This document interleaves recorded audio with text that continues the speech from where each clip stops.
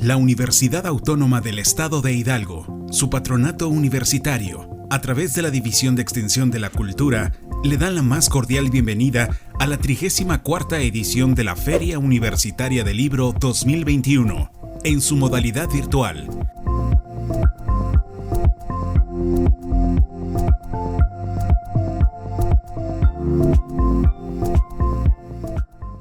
Bueno, pues antes que nada me gustaría agradecer a los organizadores de la Feria Universidad del Libro de la Universidad Autónoma del Estado de Hidalgo por esta invitación que me hicieron a presentar el libro Conocimiento y Poder.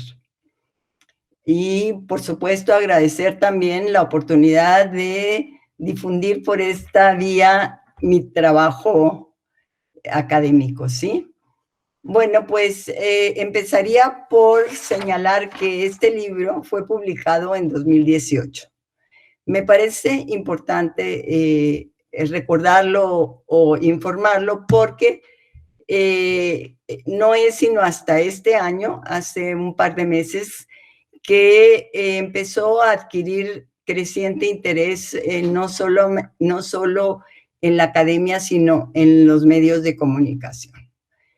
Es hasta cierto punto explicable este interés, dada la actividad cada vez más importante que algunos de los centros de pensamiento, que es el objeto de estudio de este libro, han tenido, dada pues el proceso electoral y la forma en cómo han intervenido particularmente desde que el nuevo presidente asumió la presidencia en 2018. Bueno, Erika, primera.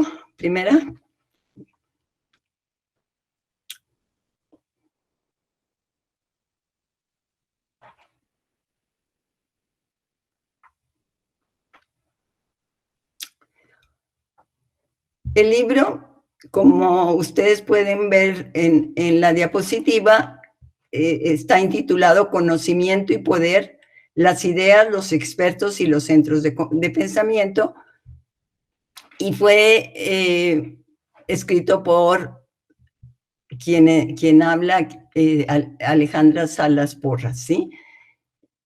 Empezaría por señalar, como ya lo hice, que fue escrito en 2018, pero y que he continuado investigando sobre estos temas. Entonces, aparte, digamos, de exponer el contenido más importante de este texto, me gustaría al final dar cuenta de la forma como se ha desarrollado esta investigación, particularmente en las líneas más importantes que se abrieron con este libro, ¿sí? Bueno, entonces, en primer lugar, voy a abordar justamente el contenido del libro. Siguiente.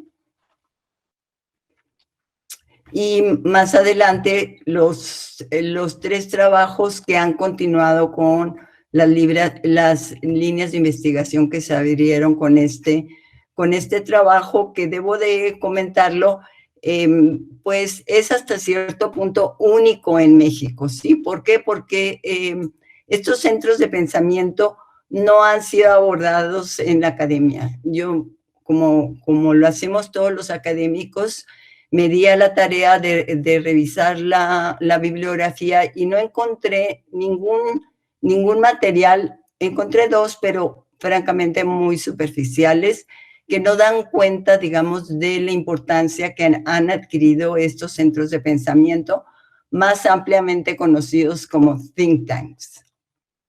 Siguiente.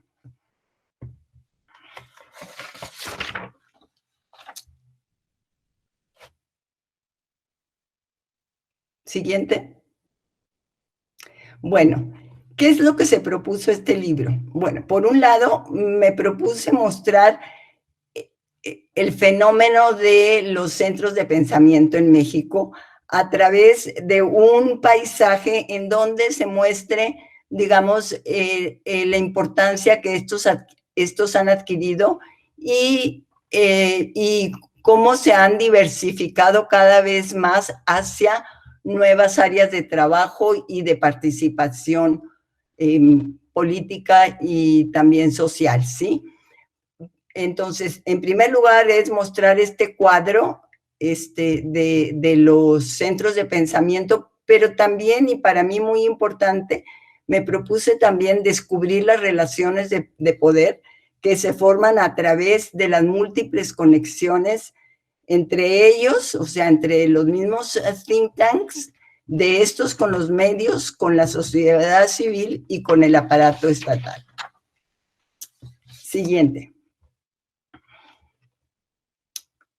Bueno, empiezo por una definición del concepto, adoptando la definición más ampliamente aceptada, que los define como todas aquellas organizaciones que realizan investigación sobre políticas públicas y que intentan, a través de los medios de comunicación, influir en quienes toman las decisiones sobre políticas públicas.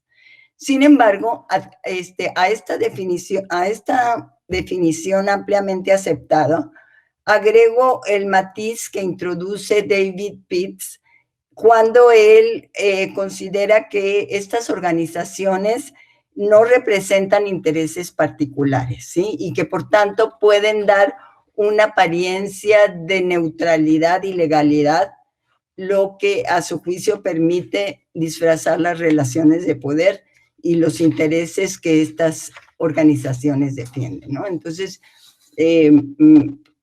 yo digamos, enriquecí la definición más ampliamente aceptada. Siguiente. Bueno, ¿cómo dibujar el paisaje de los centros de pensamiento en México? Podemos empezar por señalar que estos centros de pensamiento se han tipificado en la academia, no en México, porque como ya lo decía, es muy poco lo que se ha estudiado estos centros en México, pero a nivel de, digamos, internacional y en diferentes países se han tipificado de acuerdo a varios criterios. Entre otros, la ideología que defienden e inspira todas sus propuestas de política pública, las funciones que desempeñan, o sea, si se especializan en algunos sectores como las telecomunicaciones o el sector energético, el grado de especialización y la afiliación organizacional. Esto es, si forman parte de algunas organizaciones. Yo partí de este último criterio de filiación organizacional y a partir de tipifiqué los 57 centros de pensamiento de mi muestra en 6 tipos. Los independientes, o sea, aquellos que no tienen una afiliación organizacional, lo que significa que no forman parte de instituciones académicas, de asociaciones empresariales, de partidos, etcétera. Y además, aquellos que sí están afiliados a este tipo de organizaciones, ¿sí? Identifiqué algunos, digamos, que están afiliados a agencias estatales, a instituciones académicas, etcétera. Aunque debo de subrayar que la frontera entre unos y otros es muy, muy borrosa. ¿Por qué considero que es borrosa? Porque, bueno, hay expertos que están inscritos en instituciones académicas, pero que, sin embargo, colaboran de diferente manera con los centros independientes, ¿verdad? Es bastante común ese fenómeno. De todos estos tipos, el que ha adquirido mayor importancia o el que ha crecido más rápido es el tipo de centros independientes, aquellos que no forman parte de otras organizaciones y que para 2015, que es cuando yo armé esta muestra, representa casi el 40% del total. ¿A qué se debe este crecimiento de los centros de pensamiento independiente? Entre otras causas, yo considero que se debe al repliegue del Estado de la actividad de investigación. Anteriormente, prácticamente todas las secretarías contaban con sus propios, digamos, con sus propios centros de investigación y a partir, pues, de la entrada del neoliberalismo dependen más de otros centros de investigación privados o independientes, ¿verdad? Pero también otra de las razones por las que han adquirido mucha importancia es que diferentes actores dependen de estos centros para obtener, para generar políticas basadas en información empírica y en evidencia sistematizada, ¿verdad? Entonces, estas son las dos razones por las cuales han adquirido los centros independientes mayor importancia. Siguiente. Ahora bien, uno de los problemas que me intrigan y que son objeto de investigación en el libro son las redes y traslapes de poder que se observan en este campo de conocimiento, ¿sí? Entonces, una vez tipificados los principales centros de pensamiento, se descubren en el libro las múltiples conexiones que se han formado entre ellos, ¿sí? Y la forma en que estos se relacionan a través de sus dirigentes. Se exhibe además el lugar central que ocupan algunos de estos centros de pensamiento, particularmente IMCO, el Centro de Estudios Espinosa Iglesia, Comexi y México Cómo Vamos, que son los que ocupan un lugar central en la red, y lugar que, por cierto, es importante señalarlo, se corresponde con la presencia que estos centros tienen en los medios de comunicación.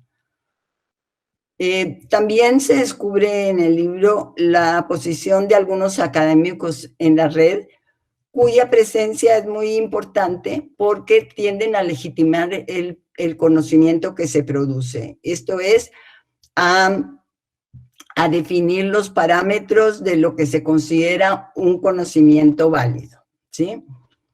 Se concluye del análisis de las redes que las múltiples traslapes y conexiones que se establecen a través de los directivos de estos centros llevan a una concentración de poder. Y en la medida que su ámbito se extiende hacia asociaciones de la sociedad civil, cosa que alrededor de la cual he seguido investigando, o sea, en la medida en que se vinculan con asociaciones civiles o con organizaciones no gubernamentales, pues el poder asociativo crece, ¿verdad? Porque tienen la capacidad de movilizarse hacia otros ámbitos de la sociedad. Siguiente. Ahora bien, ¿cuáles son las estrategias de estos centros para influir en las políticas y en la opinión pública?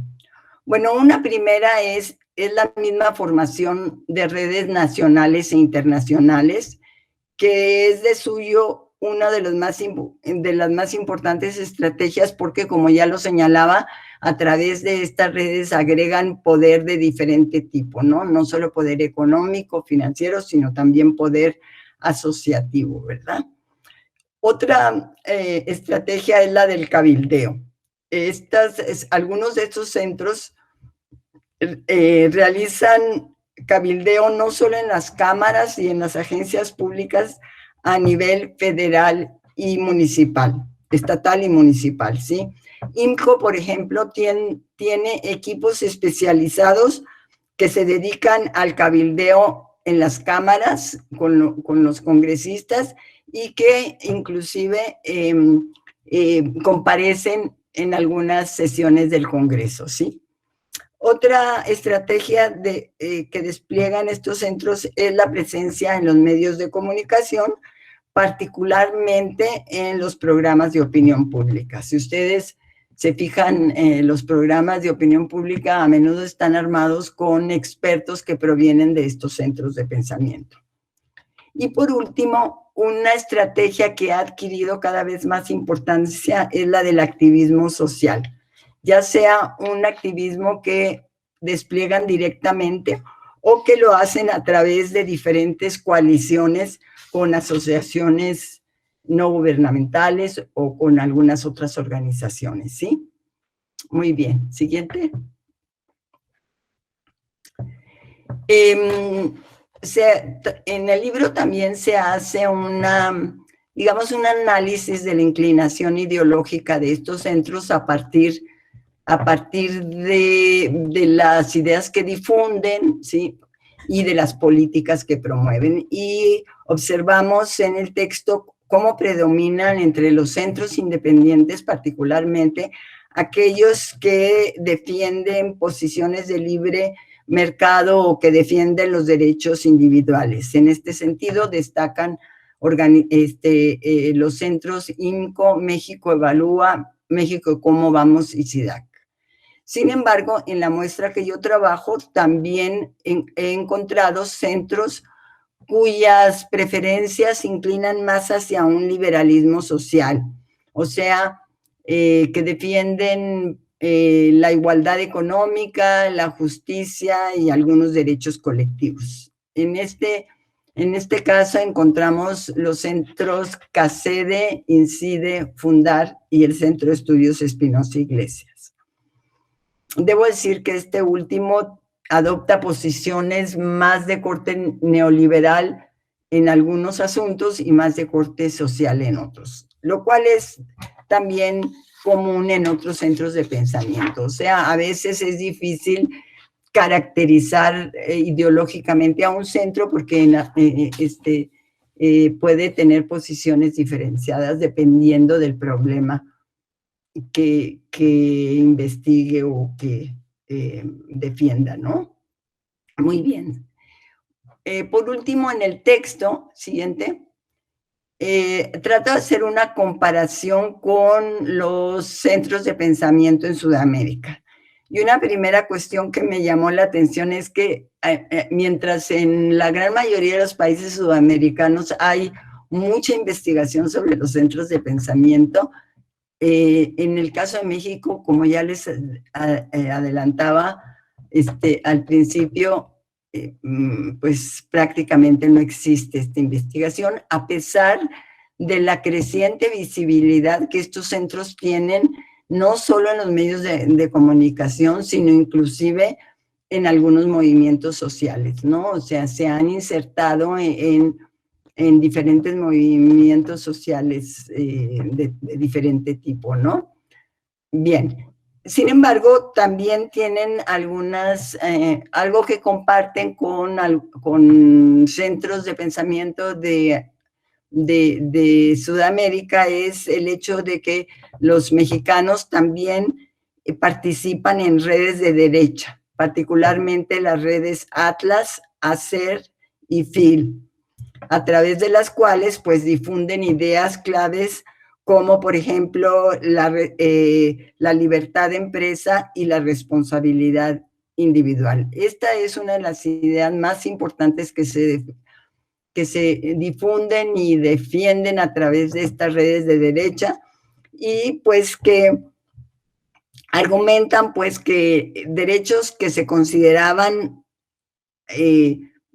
digamos, ya adquiridos, como la salud, la educación y las pensiones, se consideran pues ya no responsabilidad del Estado, sino de cada individuo y cada familia, ¿sí?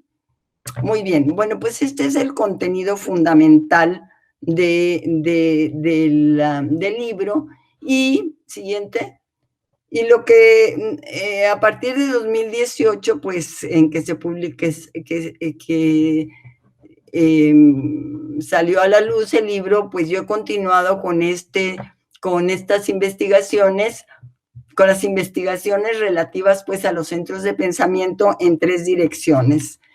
Una de ellas es la relación que tienen estos centros de pensamiento con los intereses empresariales, ¿sí? Un trabajo salió en un texto que coordina Rita Giacalone en Colombia, que fue publicado en Colombia, y en donde yo descubro pues cómo particularmente los centros independientes están alineados con los empresarios por diferentes vías. Una primera es la composición de las juntas de gobierno, en donde la participación de los grandes empresarios es predominante. En segundo lugar, el origen del financiamiento, y en tercer lugar, las ideas que defienden, ¿sí?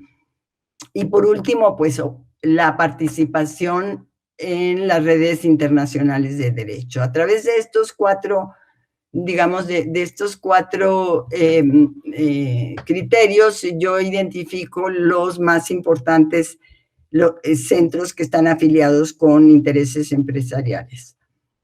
En este trabajo me pregunto por qué se interesan los empresarios en crear, sostener, patrocinar y promover los centros de pensamiento, y argumento que, bueno, en primer lugar, les permite influir en las políticas públicas y en las decisiones de los funcionarios, les permite propagar y defender sus preferencias, les permite ganarse espacios en la sociedad civil y asumir tareas que antes realizaba el Estado, ¿no? Entonces, promover de varias formas el repliegue del Estado de la economía y la sociedad.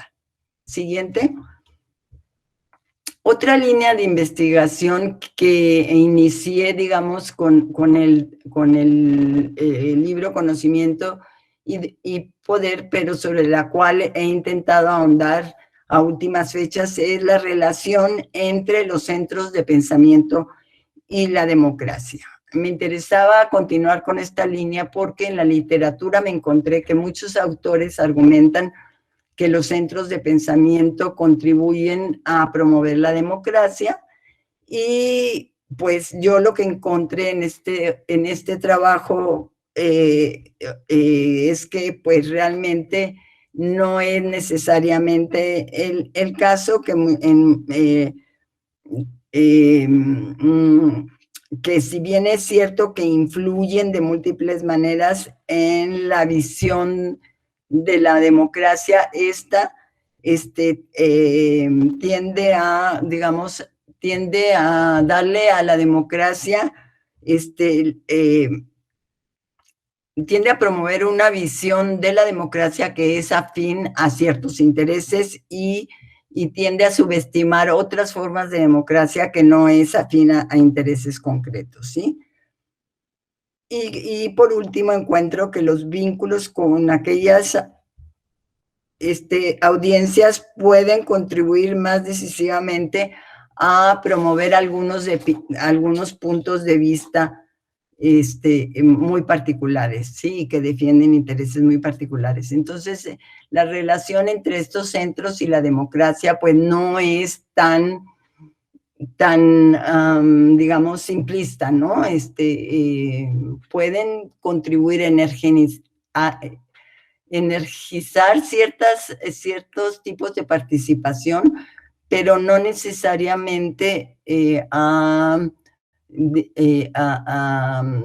digamos, formas de participación más amplias, ¿sí? Bueno, siguiente. Por último, diría que ahorita me estoy centrando en las formas de activismo social y político que se despliegan desde estos centros de pensamiento. Las estrategias que despliegan los centros, en particular las estrategias que despliegan los centros de pensamiento alineados con intereses empresariales para extender su presencia en la sociedad civil. En segundo lugar, las estrategias de litigación las estrategias de litigación que han diseñado estos centros para debilitar el actual gobierno. Aquí en particular llamo la atención sobre digamos, todos los amparos, por ejemplo, que se han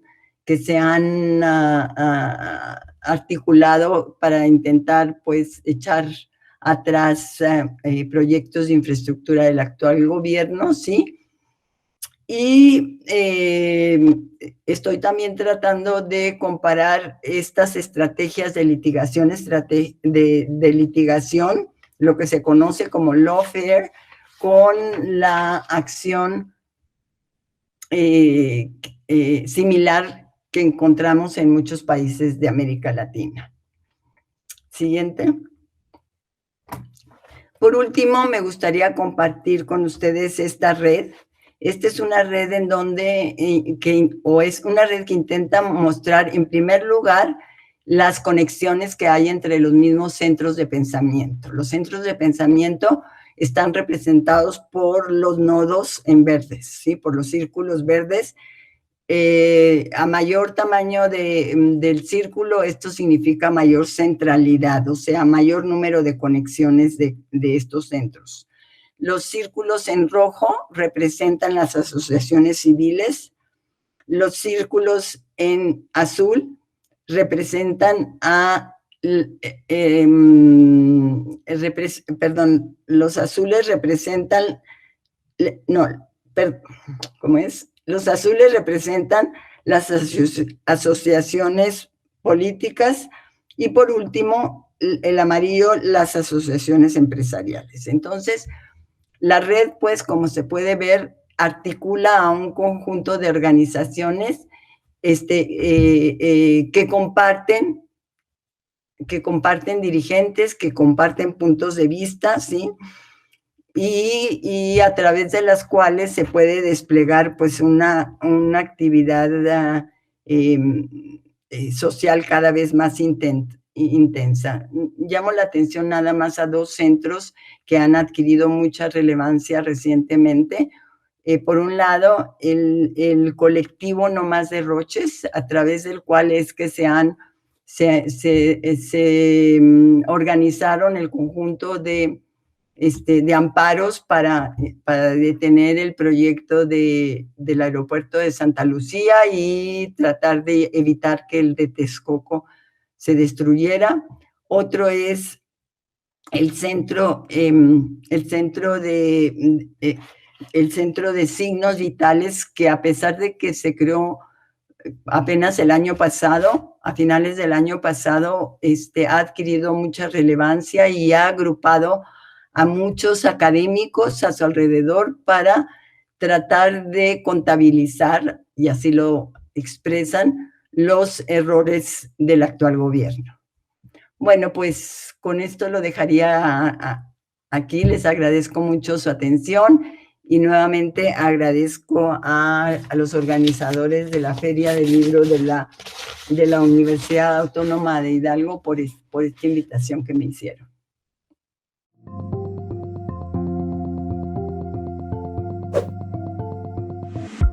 La FUL agradece tu asistencia.